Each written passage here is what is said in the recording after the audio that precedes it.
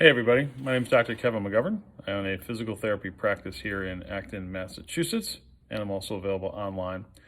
So when there's one thing that's kind of cool and then two things and three things, I figure I have to share. So the thing that's been really cool this week is I've had 3 consecutive patients, literally in the last 3 appointments, come in with shoulder issues, restrictions in movement, that the main issue of the restriction was a lumbopelvic dysfunction. What I mean by that is that the pelvic sacroiliac joint was out of alignment, causing issues with the spine, and more importantly, issues with the lat, which is a tertiary or third stabilizer of the shoulder and extensor of the back. And that issue with the lat caused difficulty with range of motion. And I have a couple clips after this to show you.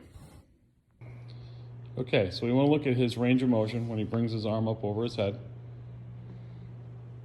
You're going to see it gets stuck right about at 165, maybe 160 degrees. I'm going to work on his back and fix that range of motion. Okay, so the glute is the main extensor of the body. What I mean by that, it's a back bender. So when we contract the glute, when we squeeze here, the vertebrae should actually go in. In this gentleman's case, it's not. It's protruding up like a speed bump. So that tells me that this glute is not functioning well enough to support the pelvis, which then would support everything above the pelvis. So we're going to work on glute squeezes right now while I mobilize his spine. So he's going to contract his butt. So squeeze your butt as I push down 1, 2, 3, 4, 5. And we're going to do a bunch of these. In the next video, you'll see the result. The other thing we have this gentleman do is a prone press up, where we're squeezing the butt and having him accentuate that lumbar lordotic curve as he's doing this, squeezing and pushing up into a prone press up to get the upper part of his glute to fire and keep vertebrae L4 and L5 in lordosis, not pushing back in a speed bump. Okay, so after a few prone press ups and some mobilization, as he brings his arm up, you're going to see a vast difference in range of motion and fluidity. So now the next exercise we're going to do is combine both of them. I'm going to have him bend his knees up. Okay, he's going to put his arms flat with his palms up.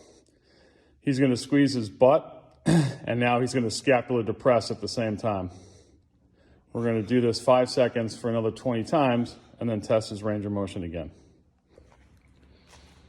Okay, so now we're back after doing a scapular depression and the glute squeeze, and you can see the movement of that shoulder all the way down, getting about 170 or so.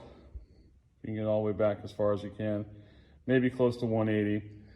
So in 5 minutes, working on his pelvic region, getting his glute controlled, and improving the motion of his lower back, increase the mobility of his shoulder.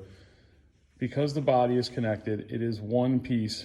You cannot have tunnel vision. You cannot focus on one joint because muscles and bones and ribs and everything else go across multi-planes and multi-joints.